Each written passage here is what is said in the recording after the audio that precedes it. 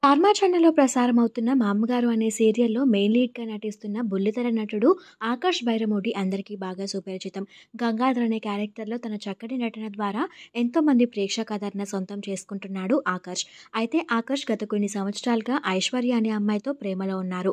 ఈ విషయం అందరికీ తెలిసిందే. తన ఫొటోస్‌ని కూడా సోషల్ మీడియా వేదికగా ఎప్పటికప్పుడు షేర్ చేసుకుంటూ ఉంటాడు. ఆకాష్ అలానే ఐశ్వర్య ఇద్దరూ కూడా పెళ్లి బంధంతో ఒకటవ్వబోతున్నారు. నిన్న బెంగుళూరులో హల్దీ ఫంక్షన్‌ని చాలా గ్రాండ్‌గా నిర్వహించారు.